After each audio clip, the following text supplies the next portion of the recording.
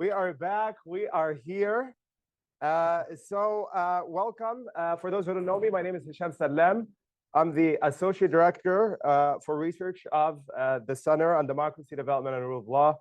On behalf of the Center, it's my pleasure to welcome you back to our seminar series, our spring seminar series. We're kicking things off strong today with our seminar, Bureaucratic Autonomy and the Problem of Delegation, featuring our very own Frank Fukuyama, who does not need, thank you.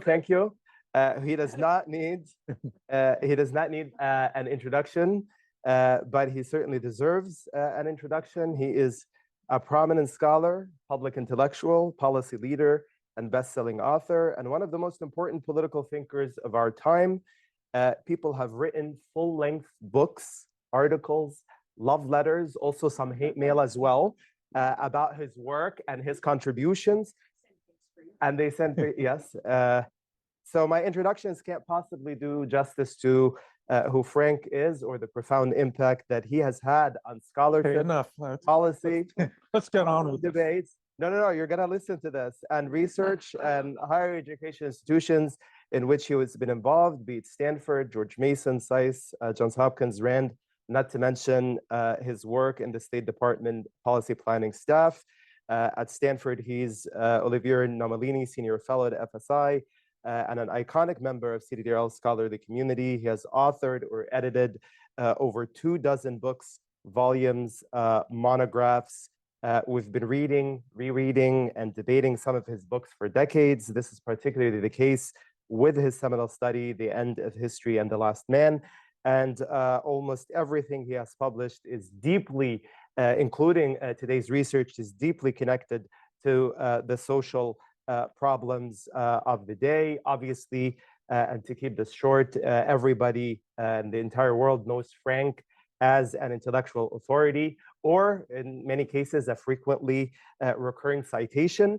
But here at CDDRL and FSI, we've been very fortunate to know Frank as a visionary leader, a very methodical and intentional institution builder who puts his theories into practice in the way that he leads, and a very generous mentor. He's the former director of CDDRL, and I did serve under his regime.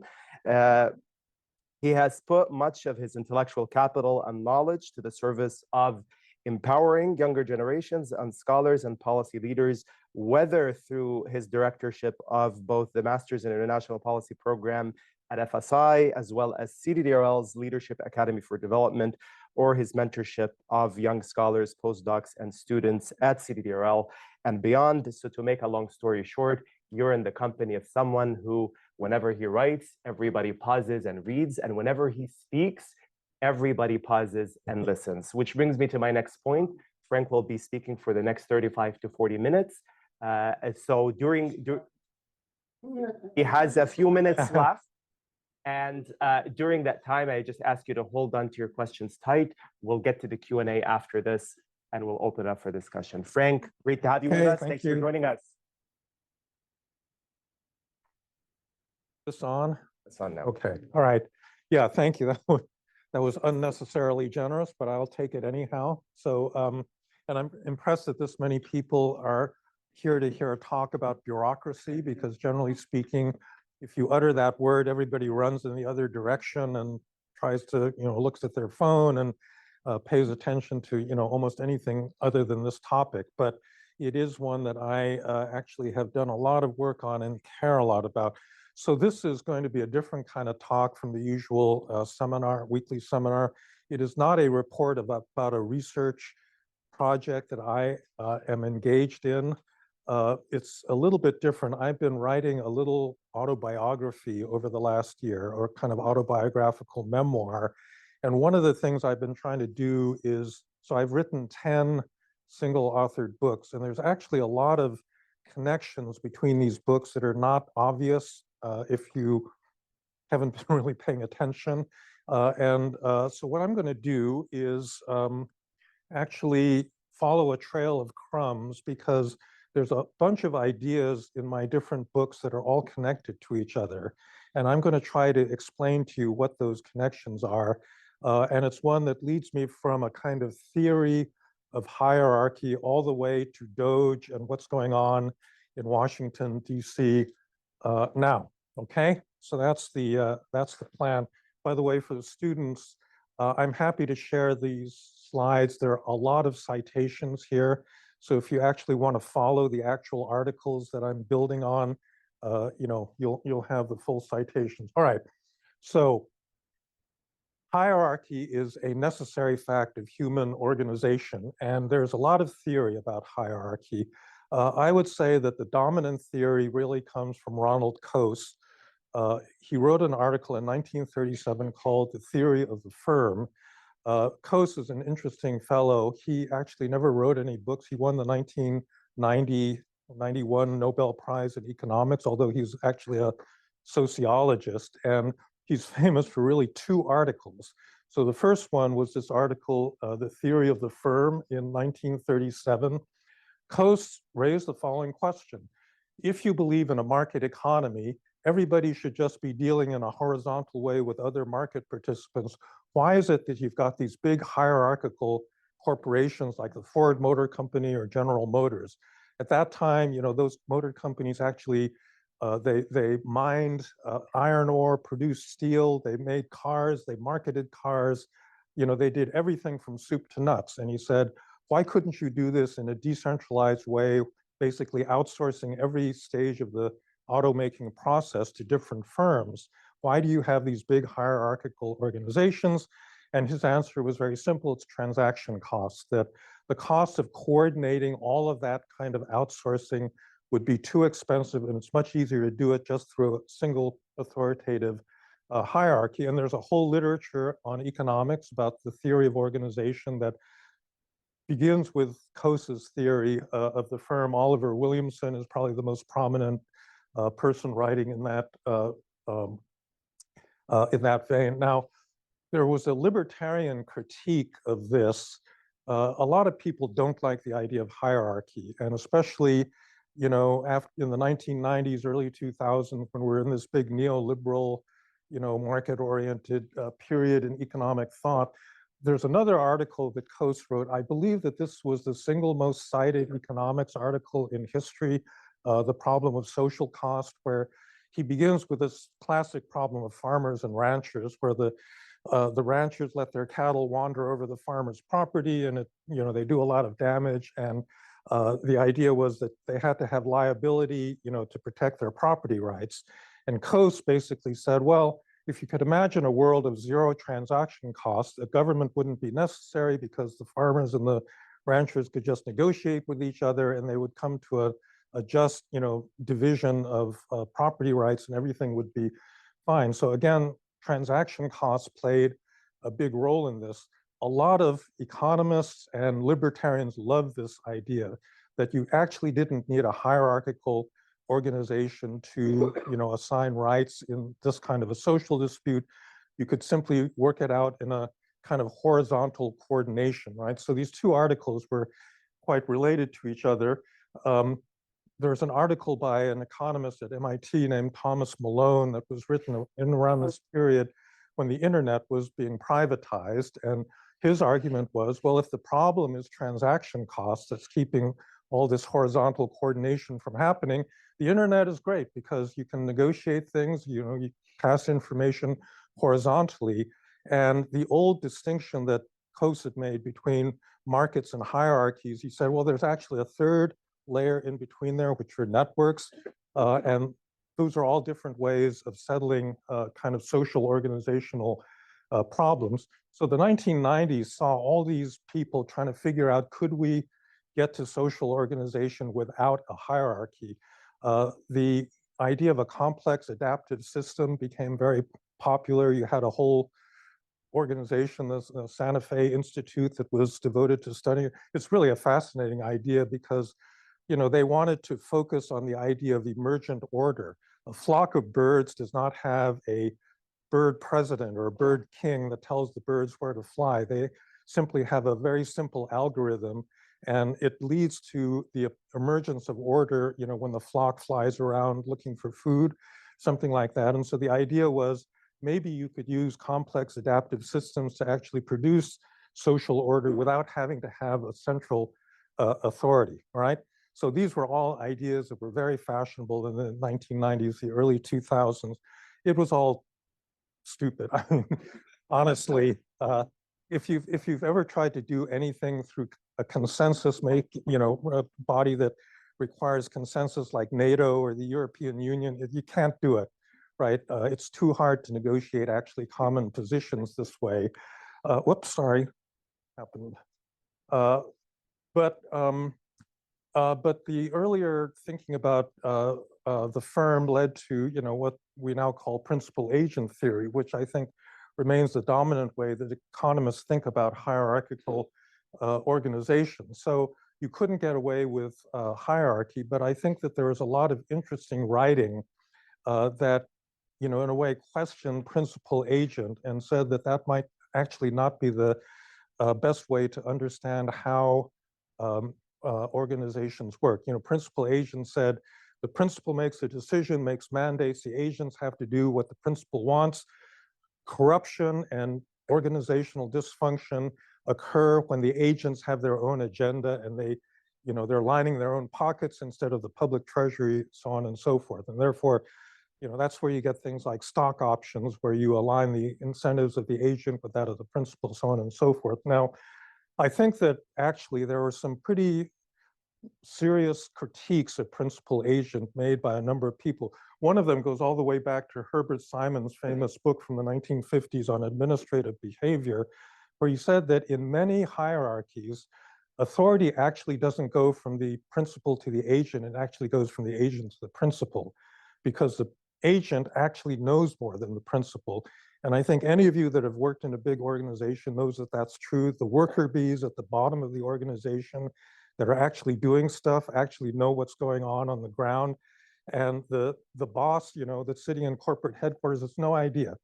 And they require, authority and advice from the agents in order to be able to run the organization. If you've ever seen Yes Minister, this famous BBC comedy from the 1980s, where the bureaucrat Humphrey is really controlling the minister, and then the minister becomes prime minister, but he's still a complete puppet of his agent, right?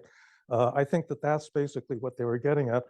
John DiIulio, which is a great expert on public administration, also pointed out that actually principals don't control agents. Oftentimes the agents control themselves as a matter of norm. This article that he wrote on principal agents actually saw that in many hierarchies, really the authority does start at the bottom of the hierarchy. So there's a lot of questioning about whether principal agent was actually the best way to understand the workings of a bureaucracy. Now, the other important concept here, which actually I've decided is the center of any theorizing about organizations, is the question of delegation. And to see the importance of delegation, I would point to this 1945 article by Friedrich Hayek, which I think is actually one of the most important things he ever wrote on the use of knowledge in society. So what Hayek argued, he was having this big fight at the time with Joseph Schumpeter as to whether a market economy or a centralized planning was more efficient. And after the 1930s, it wasn't obvious. Now we think that markets, of course, are better than centralized planning, but at that time it wasn't obvious given the experience of the Great Depression. And Hayek said markets are going to win out because 99% of all the information in an economy is local in nature. And the people that actually know what's happening are at the bottom, they're the decentralized agents that are buying and selling. It's not some planner sitting in a central ministry, right? In the Soviet Union, they had this organization called Goskomsyen, the State Committee on Prices, that set prices for the entire Soviet economy. And Hayek was right about this. He said that's impossible. Bureaucrat can't possibly set accurate prices reflecting relative scarcities. Those have to evolve. So this was an argument in favor of market economics, but it's also, it leads to a big insight about organizations, which is that organizations have to delegate. They have to delegate because The vast majority of knowledge that an organization deals with and information is local in nature. You can't react quickly if you have to send a decision up a hierarchy and wait for a vice president to make a decision. If you can actually empower people at a local level to act on their immediate information, that organization is going to do better. But problem with all management, in my view, is the fact that once you delegate, you lose control. And every organization has to figure out, how do we keep control over the behavior of the organization as a whole, and yet make use of local knowledge, empower lower level agents within the operation to act. So there's several mechanisms. This again ties together some of the stuff that I've written about. So you can have formal organization, right? You can have a table of organization, you can have job contracts and so forth. And there's also informal ones where if you delegate authority, you are delegating it not on the basis of a job, a wage contract, but you're actually trusting the individuals because you have a good sense that they will keep the interests of the organization in mind. And so things like social capital, education, organizational culture are important ways in which organizations control agents. It doesn't have to be through, monitoring and accountability. I like this, these words, transparency and accountability. How many times have you heard that as positive, ideas? Basically what that means is we're going to monitor you and we're going to punish you if you do the wrong thing. That's what transparency and accountability mean. That's a formal mechanism. That is one way of controlling people in a hierarchy, but it's actually much better if your people at the bottom of the organization are trustworthy and you can safely delegate authority to them. Now, that's why I wrote a book called Trust. I think that trust actually is, pretty critical to the proper functioning of a hierarchical organization, because if you have to work simply through formal authority structures, it gets very, very rigid, very quickly. Now, so now I'm going to tell you two stories, which to me illustrated why delegation is really important. The first one really had to do with lean manufacturing, or just in time, the Japanese Kanban system. So this was a system invented by Toyota in the 1960s to make their manufacturing process more efficient. What they did was, they reduced inventories. They only kept inventories that were necessary to, for a day or two, instead of piling them up like many American car companies did. But the more important thing was that they empowered the assembly line workers to basically control quality. And so if they got a part that didn't fit, like you're fitting a door panel onto a chassis and you realize that the part you're getting from the subcontractor isn't right, each worker had a cord at their workstation, and if they pulled the cord, the entire production line would shut down. And what this does is creates an enormous incentive to get the quality right. In an American car company, you'd be much more sloppy about this, and then you'd have a rework area at the end of the assembly line, and they try to catch the mistakes after they had been made. What Toyota figured out is that if you empower workers, if you trust workers to look for these mistakes themselves, then they will catch them before they are embedded in the final product. And that's one of the reasons that Toyota developed this incredible reputation for efficiency and also for high quality. Now, if you think about that cord, it requires a huge amount of social trust, right? If you tried to do this in the Britain of the 1950s, when you've got these poisonous labor, or Italy, or any number of European countries where you've got these really poisonous labor management disputes, the workers would be pulling the cord all the time just to screw the managers, saying, hell with you, we're going to stop work. So the Japanese system only worked because you had a high degree of trust between the managers and the worker bees in the factory, and you could trust the workers to work in teams to figure out how to fix production problems on their own without having to be told by a boss. Now, the other thing that really underlined the importance of delegation to me. This was the last study that I wrote with my friend Abe Shulsky when I was at RAND, Virtual Corporation and Army Organization. So in the late 1990s, everybody was talking about Silicon Valley and flat organizations and horizontal coordination. And we did a study for TRADOC, the Training and Doctrine Command in the US Army, whether you could apply these principles of flat organization to the classic hierarchical structure of the US Army. So we went all over the Army. We talked to a lot of people. I actually interviewed Dave Petraeus after he had jumped out of an airplane in an airborne exercise. He was back then just a battalion commander, a colonel. But in any event, it was a really fascinating journey of discovery, because what we found out is the Army did not need to be taught about flat organization, and that actually they had a lot to teach the rest of the society. So what had happened after Vietnam was that the Army recognized a lot of failures in its command structure, all the fragging of junior officers by the enlisted, very poor discipline. So the Army sat down, they went through a review of their entire doctrine.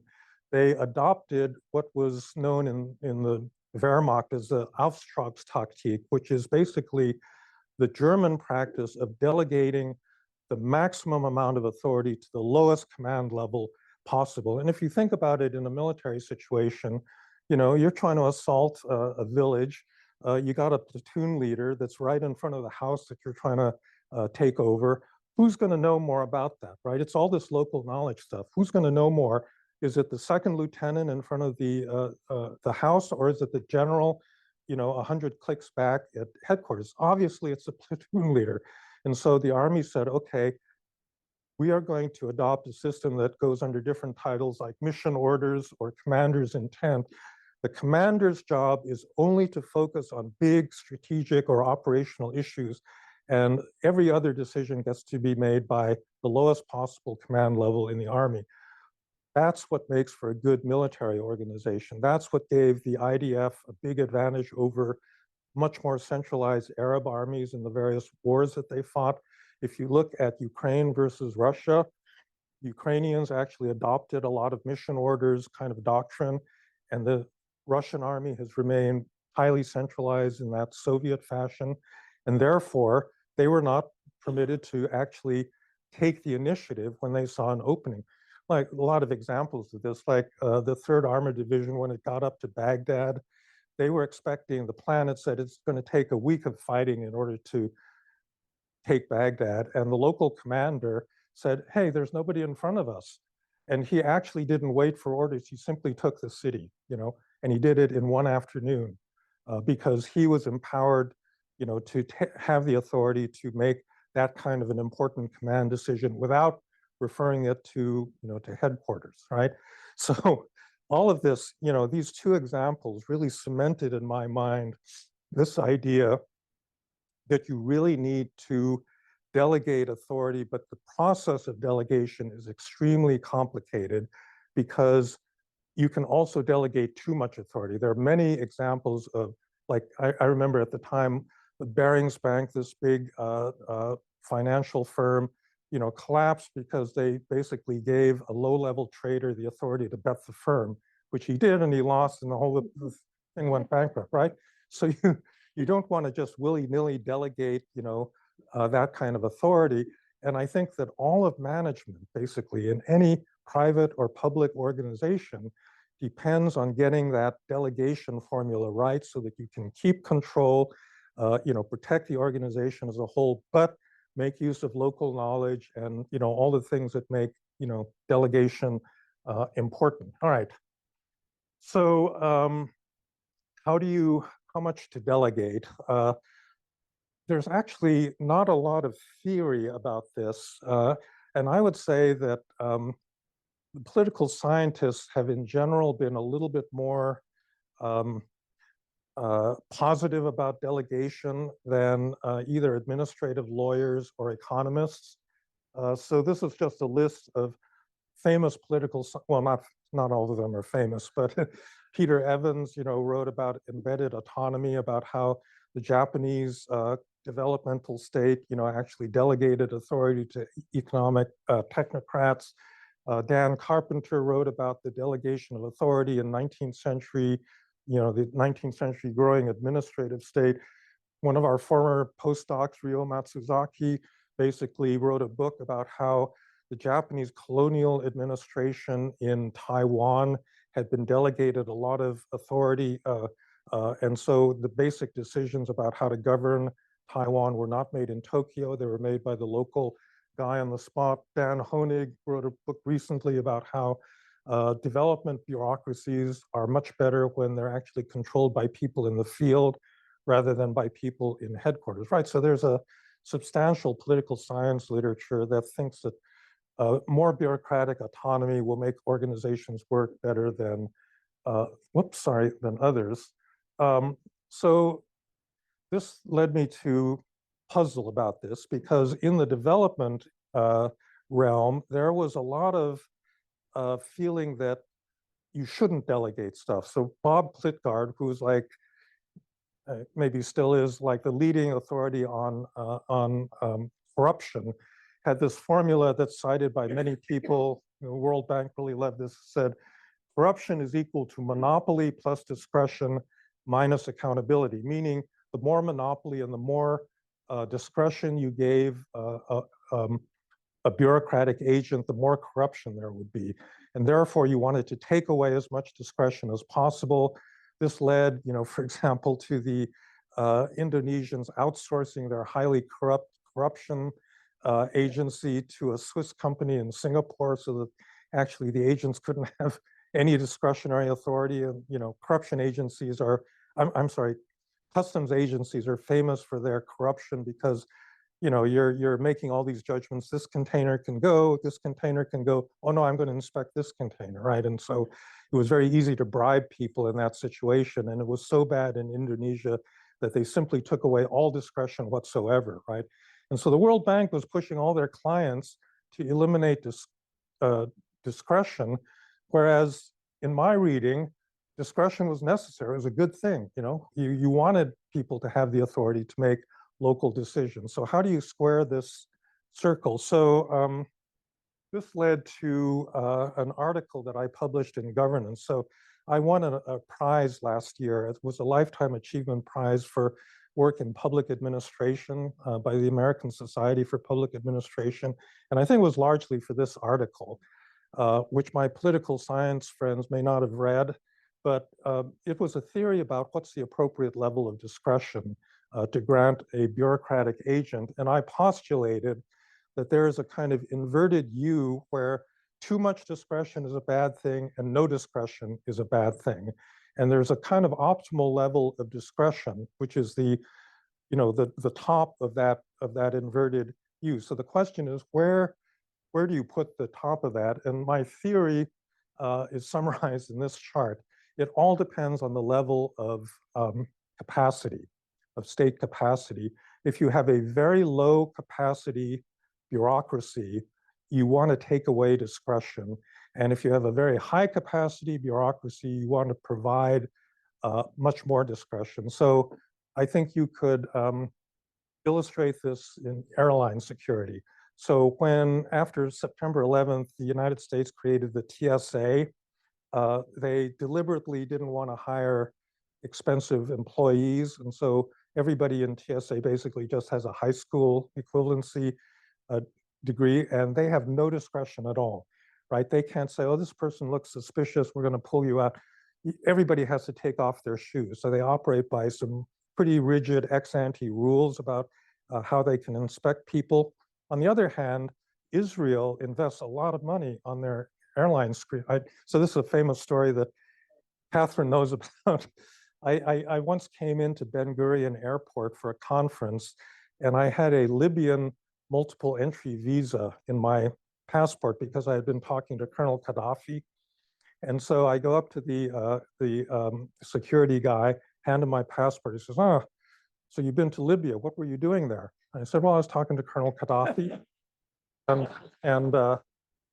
he looks at my passport, he looks at me, he says, okay, you can come in.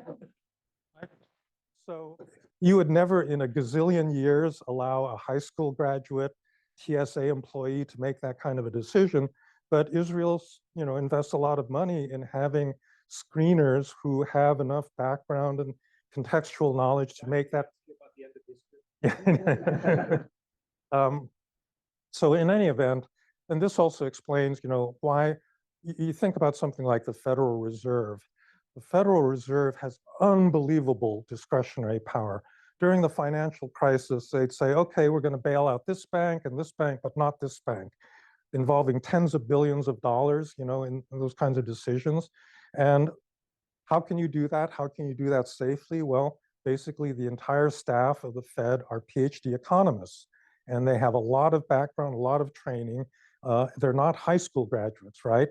And so this was the basic theory that the appropriate degree of bureaucratic autonomy should be determined by the underlying degree of capacity, meaning basically education, skills, and then there's an ethical element to this because I think a professional education, among other things, provides you with a set of norms where you're not just serving yourself, you're also trying to serve a larger social purpose, and that is a framework for understanding how much discretion you should provide. Okay, this is a little bit of a diversion, but it still explains some of the stuff that I wrote.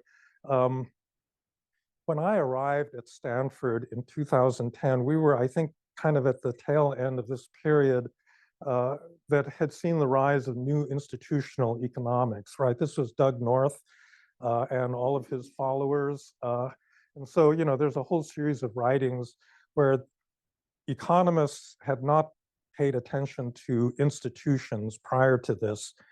It seems to me kind of unbelievable that they didn't, that politics didn't enter into their basic growth models like Harrod Domar and so forth. But North really changed that, and so they began to write about the importance of institutions, political institutions. So we've got, Acemoglu and Robinson, and a lot of people, R. Barry Weingast here at Stanford, were writing in this tradition. So I thought this was great. They discovered institutions. Politics is important. Things like rule of law are important. But it also kind of drove me crazy because all of these economists kind of were trying to reinvent the wheel. So they come up with all these neologisms like inclusive institutions, open access orders, that actually were used to describe things that political scientists actually had a vocabulary to describe for many, many years. And in particular, they never really, I think, specified what kinds of institutions were important. So if you go back to Doug North, it's all about property rights and contract enforcement. If you get to Acemoglu and Robinson, it's kind of a mixture of property rights, contract enforcement, but also democracy, rule of law, all these other good things mixed in. And I think that what that literature missed was that the actual institution that is really important if you want to develop economically is a modern state, a state that has high capacity, that has kind of meritocratic recruitment and so forth. And my evidence for that is they just don't have a way of explaining. Acemoglu and Robinson can't explain China. They can't explain why China became such a rich country over this long period of time, lacking any kind of democratic accountability, lacking anything remotely like a Western rule of law, but they did have a very competent modern state, and that's what allowed them to develop as quickly as they did. All right, that's kind of a okay. So now we're going to move to contemporary America. This question of delegation is absolutely at the core of our current controversies between red and blue, between Trumpists and Democrats, right now. So delegation has been a really sore point among American conservatives, particularly since the New Deal, since the 1930s. So all these complaints about the administrative state really date back to Roosevelt's expansion of the American administrative state in the creation of all these new agencies and ministries and cabinet departments and so forth. And the line that you hear from conservatives this came out of Elon Musk's mouth, in the last few weeks, is that the bureaucrats are unelected, they are out of control, they're making all sorts of decisions that escape the control of democratically elected political officials. Have you heard that before, right? It's a pretty common thing for conservatives to say. Furthermore, bureaucrats have these left-leaning biases that are out of touch with what the American people want. I mean, the last time I checked, most policemen and firemen were not left-leaning, but that there is something to that. There are, you go to the EPA or the education department, that's probably true, but I don't think it's a universal characteristic. But the general idea was that the democratically elected legitimate leaders in the United States could not control the bureaucracy, and that we were being governed by a bureaucratic tyranny. And there are various constitutional glosses put on this. There was supposedly a non-delegation doctrine that somehow conservative jurists found in the Constitution. This is nonsense. The first Congress of the United States delegated to Alexander Hamilton the responsibility, his Treasury Department, for cleaning up the Revolutionary War debt, right? So this is something that's existed in American constitutional practice right since the beginning of the Republic, okay? But that's been the argument. Whoops, sorry. So there's an empirical question. To what extent are bureaucrats actually out of control? I don't think that anybody has tried to study it systematically, empirically, and it's hard to do because there's such a diversity of agencies and so many decisions made over time. But you can certainly pick out individual cases where bureaucrats have exceeded their authority. So, there's a decision that was actually just revisited by this Supreme Court, Sackler versus EPA, in which the EPA said that they have authority over American waterways. And they basically told a property owner in a landlocked part of Oklahoma that they couldn't build on their property because a bunch of seabirds might be able to use that property to land on their way to actual water. And they said, okay, that means that this is actually subject to the authority of our control over the waterways of the United States, even though there wasn't any water on this property, right? And Sackler said, what the hell, and they actually won that case. Loper Bright, this was the one that overturned Chevron deference. That was a case where I forget whether it was the EPA, some other agency had declared that fishing boats had to carry certain equipment in order to comply with some environmental rule. It was an unfunded mandate. They took it to the court, and the court said, no, you're exceeding your authority by doing this. Title IX, so all of you who have taken a sexual harassment, sexual assault course, we used to do it every 3 years, now we do it every year. This is a result of an expansion of Title IX authority that was done by the Office of Civil Rights in the Education Department.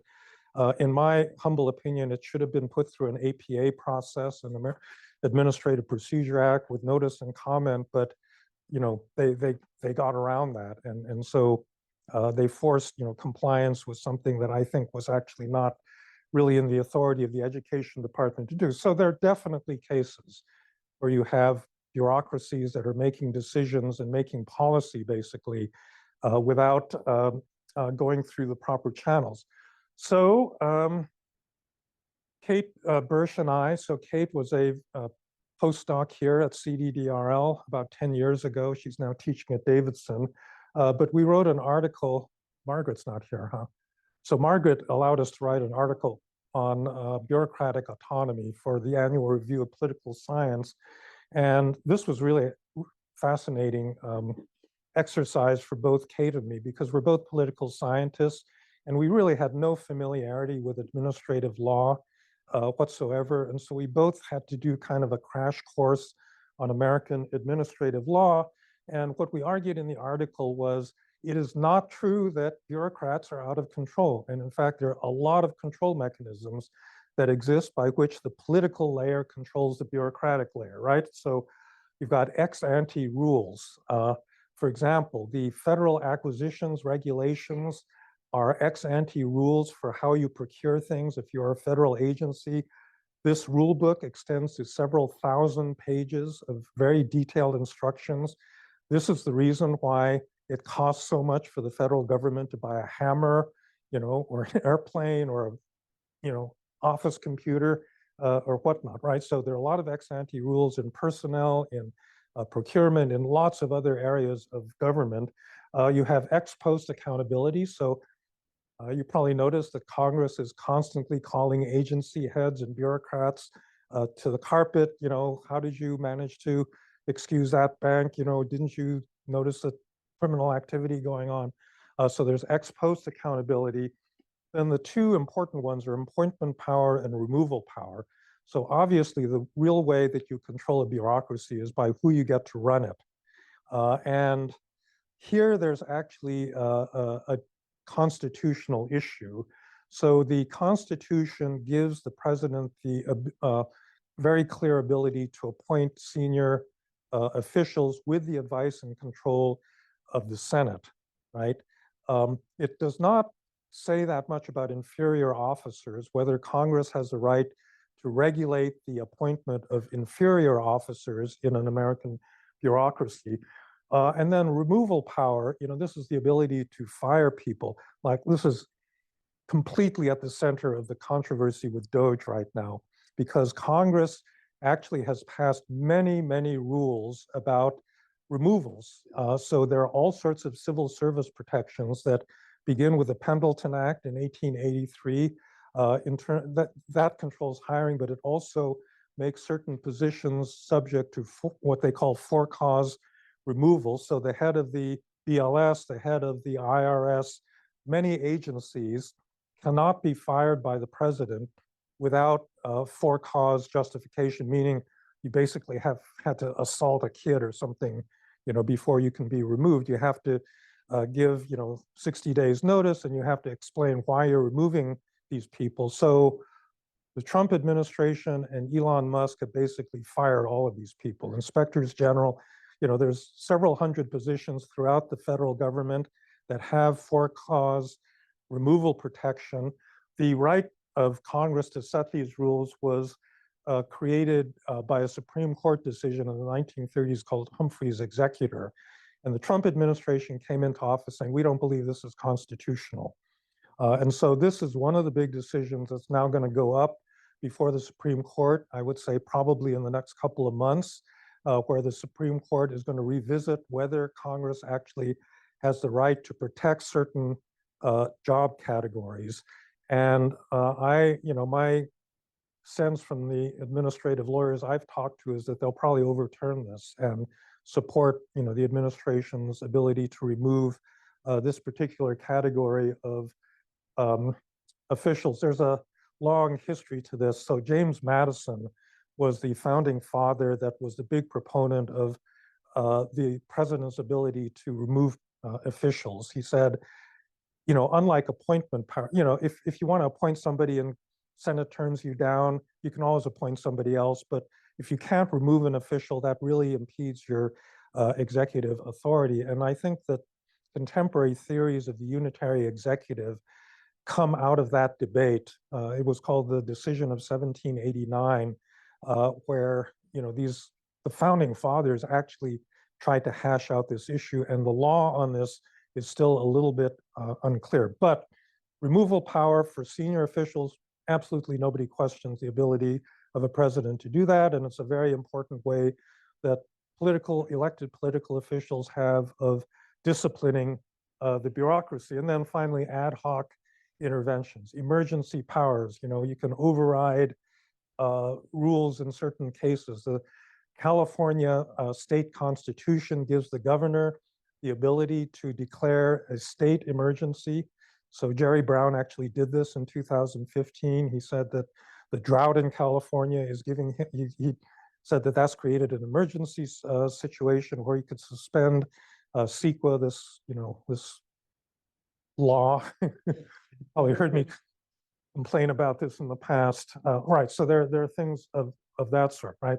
So that's where we kind of are in American law, where you've got an administration that has basically come into office saying, we believe in the unitary executive. We think that the president should be able to fire everybody and anybody that that person wants. And that's really what's before the courts right now. But the point of this slide is to indicate that this argument that the political layer has no ability to control the bureaucratic layer is just nonsense. There are all these mechanisms. And I think the real problem is that Congress doesn't exercise its constitutional authority to control the bureaucracy. That's the fundamental problem. All right, so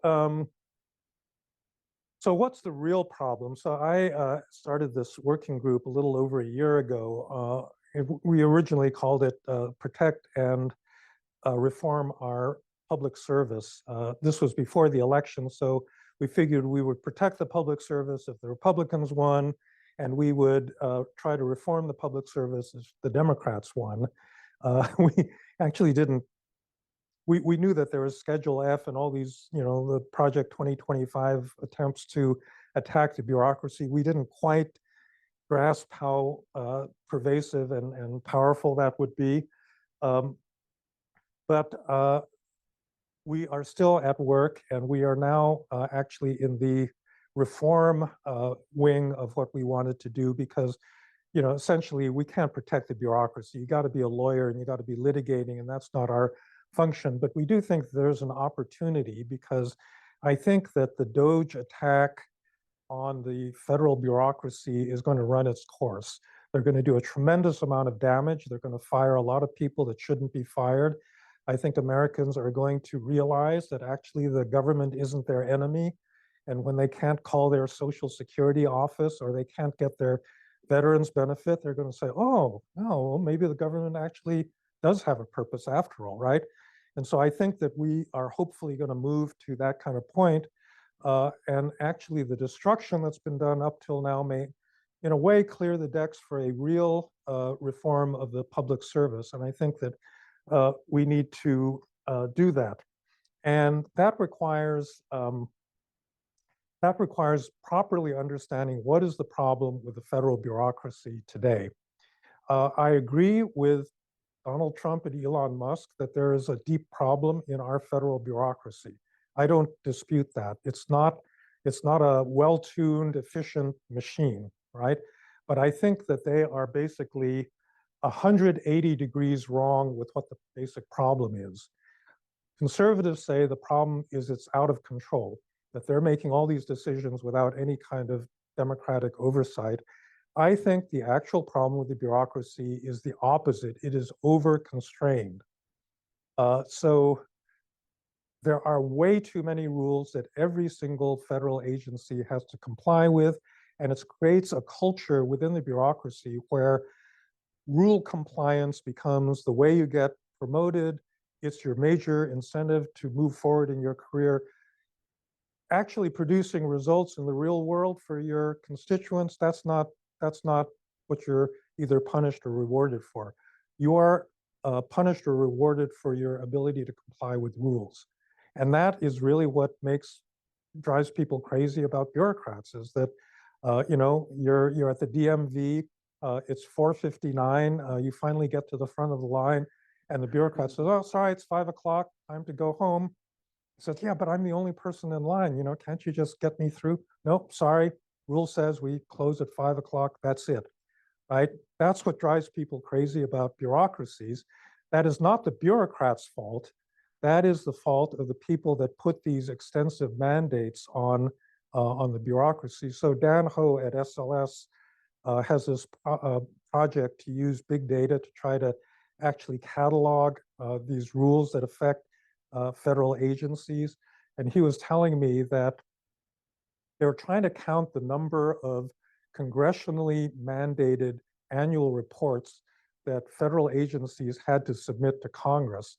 And he said that they can't actually come up with a number, but it's over 10,000, right? He said that there's a report on the dollar coin that the Treasury Department is required to file every single year.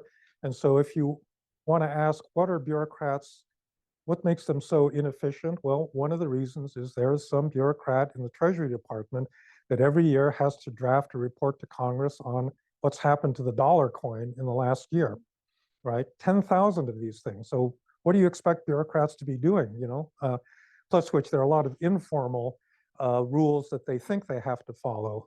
So this brings us to what I think a real reform of the bureaucracy would have to look like.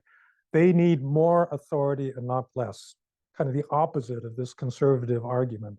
They need to be given more discretionary power to fulfill the legitimate mandates that Congress places on them and to use their own judgment as to how to do this best. They need to apply, what's called agile principles so that they are more flexible, able to get past stupid rules and modify things on the fly. This is something. So you see a couple of MIP students in here. So I've been trying to beat this into the heads of all of our students at MIP. You cannot separate policy making from implementation. That is a big problem in the American bureaucracy. The prestige lies in policymaking. I'm the one that came up with SNAP benefits that's going to help poor people across the country, but we're going to hand the implementation of this off to a contractor. And that is a really big mistake because you can't determine what a good policy is if you don't actually get into the weeds of implementation. And in general, we got too damn many contractors in the US government. We began outsourcing big time in the 1980s, when Reagan was president, because they figured the private sector can do things more efficiently. Well, that's not so true. I mean, private contractors have two principles. One is the people they serve, and the other principle is their shareholders. And those sometimes come into conflict, and we got to bring more capacity back into the US government. I would just recommend the best single book I know of that talk about the deep problems in the American bureaucracy was written by Jen Pahlka, who founded Code for America. She's the founder of the US Digital Service. If you read that book, you'll see exactly what the problem of the American bureaucracy is, because it's over-constrained and it needs to be liberated. All right, that's it. That explains. Thank you so much, Frank. Who knew that the study of bureaucracy could be so captivating and so sexy? So, all right. So I'm keeping a list. If you have a question, keep your hands raised, and I'll put you on the list. Go in order. Let's start with you, Eric. So, Frank, this lecture has many values, including I've never heard it before. Yeah. So I think the broader project of spreading your vast body of research into a coherent story is working. And I know you're in process, but it's certainly working. And I've just got one real small nit with this discussion of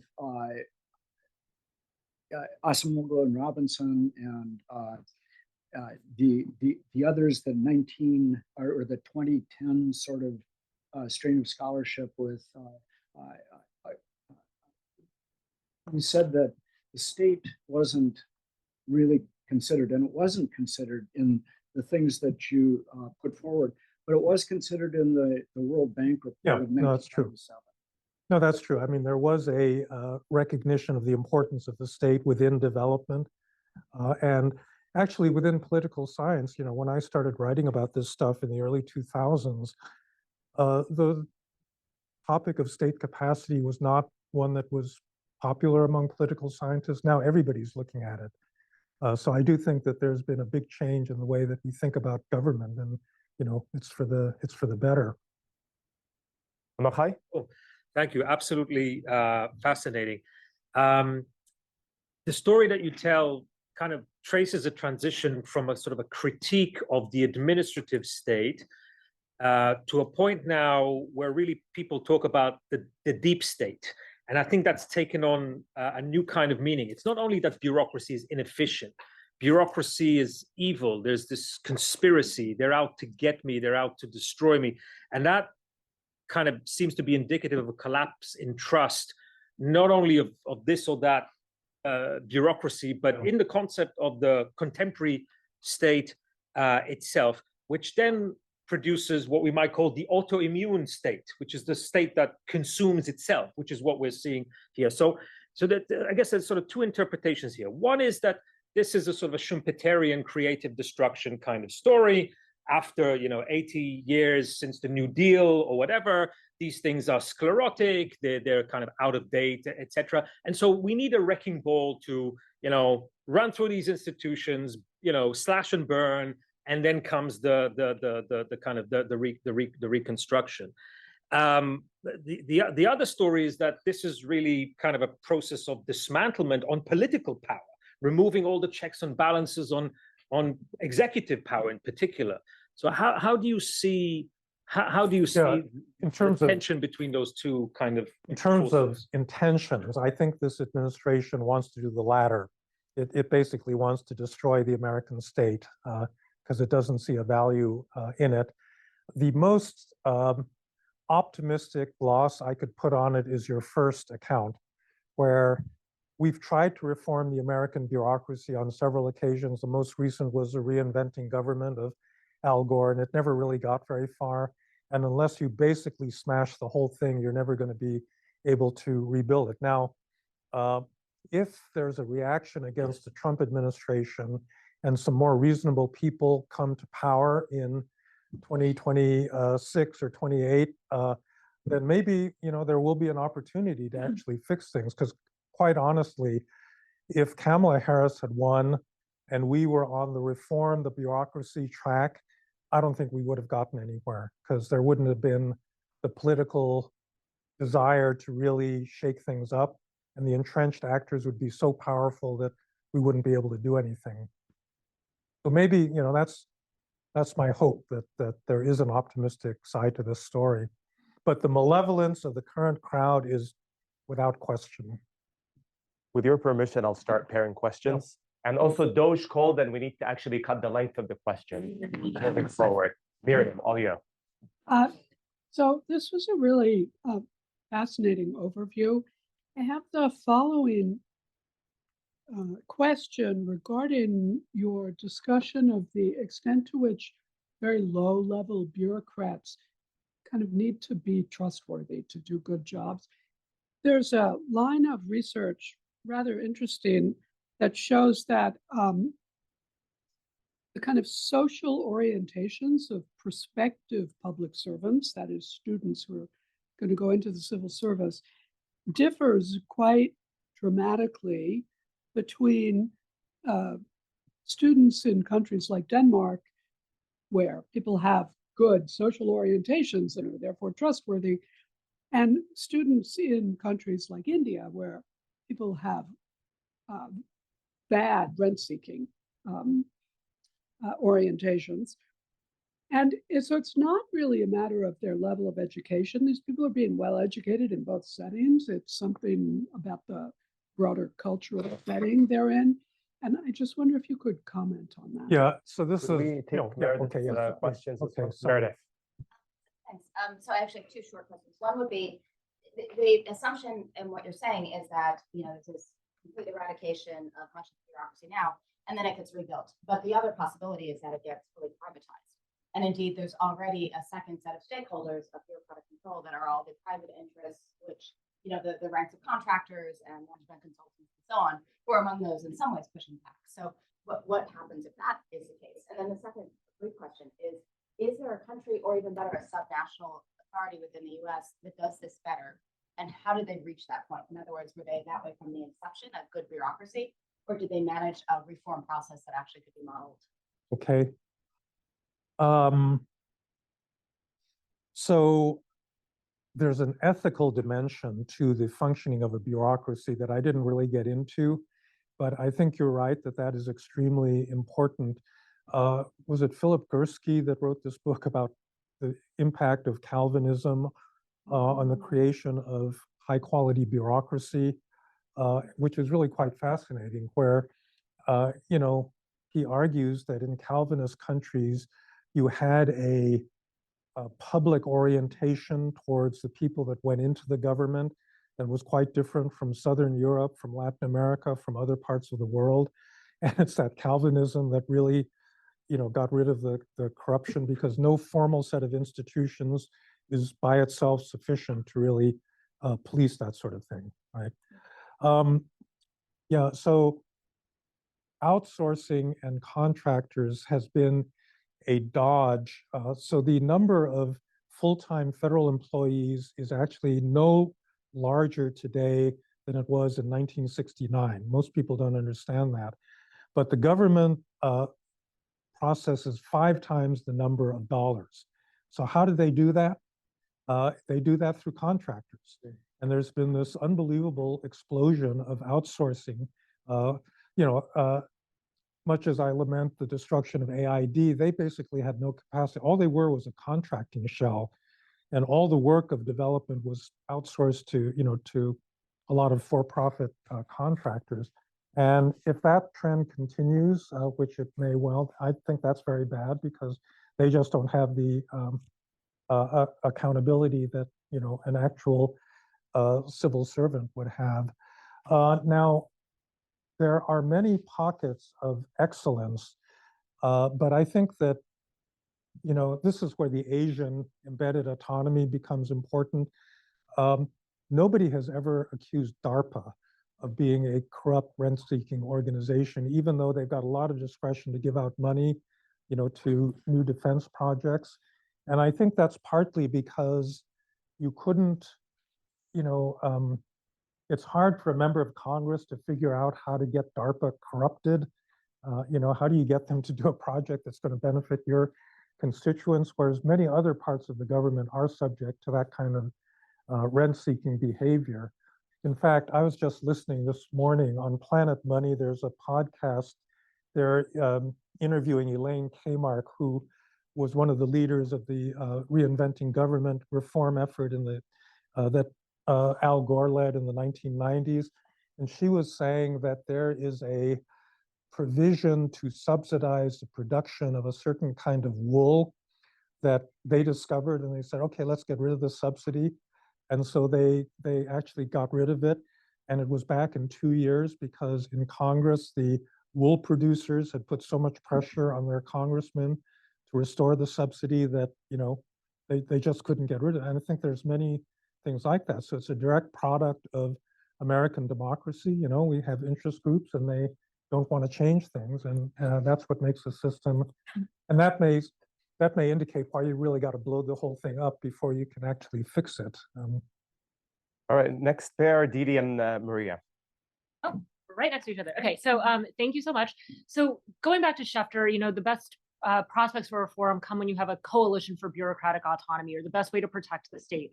And I'm wondering, so like destruction is definitely happening, but for reform to happen, the success of like all of these privatization and contracting movements has been that everyone kind of buys into some neoliberal or market logic, and less state is good state. So how do you envision the politics of bureaucratic reform? Like, the ideas may be very good, but who else will be the stakeholders in bringing capacity back in and creating a sustainable and non-corrupt state? Would we tag Maria's question, Maria? This is related, I think, to Didi and Miriam's point. If the US does build a new bureaucracy centered around a more delegated authority, does this fundamentally require a different kind of recruitment, or something like what the Army does, a process of indoctrination or like culture building to uphold these control over informal mechanisms? Okay, so on Didi's question, I think you could repeat the process you described in your first book. I think the business community should, at least in theory, have a strong interest in clean, effective government.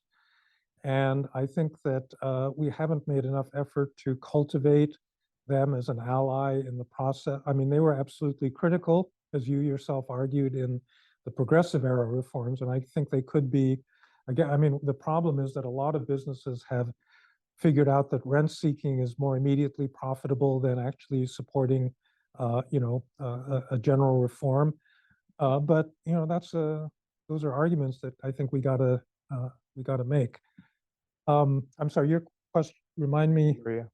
does it require a fundamentally different kind of recruitment, or do you have to embed a different kind of culture building? Well, it depends. So in many parts of the government, you really do require a lot of expertise, right? So you're not going to staff the Fed just by sending them to a training camp. You know, you do need to call on, you know, outside educational institutions. The thing about the military that I find kind of amazing is that, like there was a book that Tom Ricks, you know, who used to be the military correspondent for the Post, wrote. You know, he actually put himself through Marine Corps basic training just to see what it was like. And the process he describes is absolutely amazing. Like they take these kids from broken homes, very poor families, and within 11 weeks, they succeed in socializing them. So they can't do air traffic control or certify drugs, but they can, you know, perform very reliably on the kinds of things that Marines are expected to do. And that all, you know, to me, that taught me that actually for certain functions in the government, training actually, you know, can work if you do it right. And again, it kind of depends on the special status of the military, that, you know, politicians are less likely to interfere in, you know, that kind of process and so forth. Next pair, Anat and Hamza. Anat, Oyo.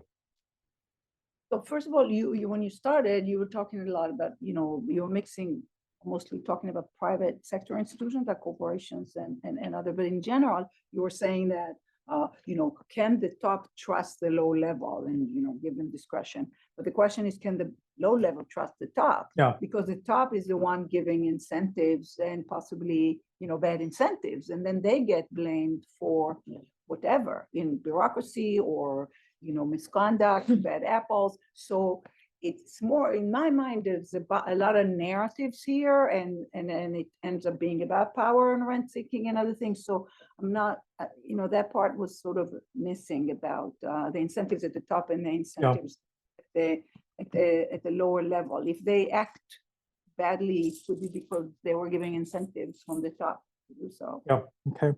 Hamza? Thank you. Kind of a follow-up to the last round of questions. I was wondering, one of the stickier ideas from like DOGE is that, you know, the USAID staffers tend to be overwhelmingly liberal, and therefore we should get rid of them. And the question is, like, there's this new concept that bureaucracy should be politically representative.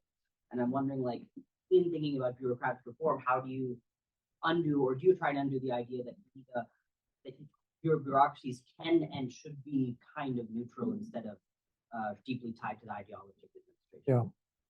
Okay, so on Anat's question, you know, when Kate Bursch and I started on this article on bureaucratic autonomy, this was early in the pandemic, and we were thinking, oh, you got an incompetent president. It's a good idea that the bureaucracy acts as a sort of check on him. As we got into it, though, it became pretty evident to me that there's no institutional solution to the problem of corruption, either at the low level or at the high level, right? So if your principal is corrupt or incompetent or making bad decisions, you actually want a lot of bureaucratic autonomy to resist that.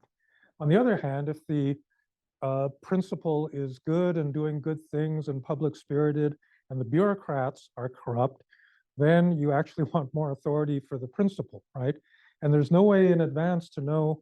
It depends on who occupies these positions. And that's why I just think there's not an institutional solution to this where you've got exactly the right distribution of authority between the top and the bottom. Hamza?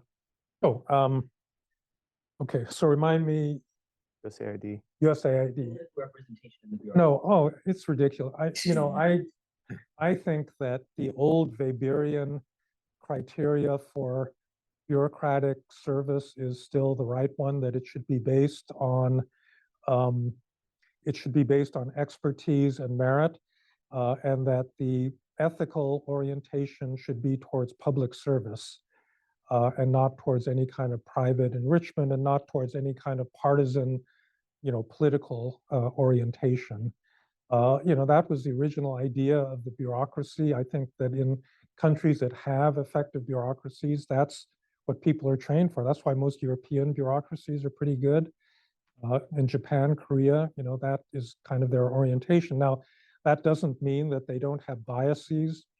There is a overall, I think, conservative bias in many bureaucracies, but it really should be merit. And that's what I'm afraid is being destroyed right now, is that merit criterion is being cast aside in favor of partisan alignment. Trouble with partisan selection is that it's going to change depending on who's elected, right? That's what happened before the Pendleton Act. Every election, the Republicans and the Democrats would change positions. Almost every postmaster in the country was fired when the parties changed, and a new set of postmasters was put in with a different partisan orientation. That was a terrible system. And so you want to be able to protect expertise in any, I think, high quality bureaucracy. A final round, very quick speed dating questions from Simone Polietta.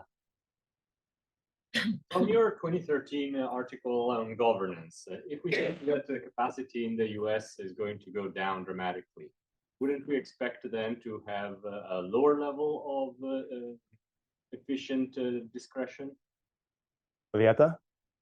Yeah, I wonder what you think about these arguments in political science that actually autonomy is not given, but it's built or carved out. So bureaucrats in this overtly constrained environment can still engage in like procedural politicking and using all the rules that they know to carve out autonomy. And the reason why I'm asking is I'm wondering if some of like the conservative narrative towards the bureaucracy could tap on this and say like, yeah, we have these formal constraints, but bureaucrats are so innovative that they can like, do whatever they want within that. And then my second question, which is, you sort of said like, we have all this, Congress has all these mechanisms to control the bureaucracy, but the problem is that they don't use it. And it's like true, but it's also hard for me to imagine a world in which Congress could do that. More than the fire alarm, that's the most like efficient one, because Congress is also at capacity. So I wonder, can we really reform the bureaucracy and how to control it without really also modifying other political institutions that are related to it?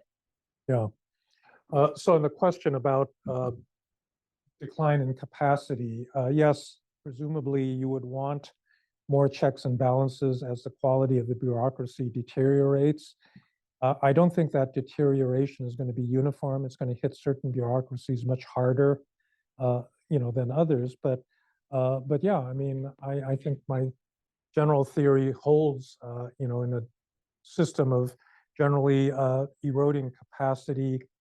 You want more ex ante, protections against bureaucratic overreach. So Julieta, you asked several kind of related questions. One is whether the bureaucrats aren't going to take more authority and whether Congress is capable of exercising the actual authority that it should have. There's a capacity problem in Congress as well that we addressed this in the American Politics Project at one point. Congress can't control policy unless congressional staffs actually have a fair amount of expertise. One thing that has been happening in US government is because of the erosion of capacity in Congress, increasingly it is outsourced to interest groups. And so I remember that there was a political scientist who did a study of the Affordable Care Act, and he traced back every clause in the Affordable Care Act to a prior position that had been staked out in the congressional record. And almost every clause there was originally stated by some lobbyist. And that wouldn't happen if Congress actually had more capacity to actually write its own laws and make its own decisions. So when you talk about capacity, it's not simply capacity in the bureaucracy. You also need capacity in the legislature. And yeah, I'm sure that bureaucrats will take as much as they can. My experience in the bureaucracy is that if you have a principal who knows what he or she is doing, you can control them. And I think part of the problem the Trump administration had in the first term is they appointed a lot of newbies that really didn't know how to do their jobs. And that's why the bureaucrats could walk all over them. But yeah, unfortunately, I shouldn't wish for this, but they got more experienced people right now that, I think can exercise better control. We're past the 1:15 point. Apologies if we didn't get to your question today. Frank, thank you for taking on this insightful journey. Thank you all for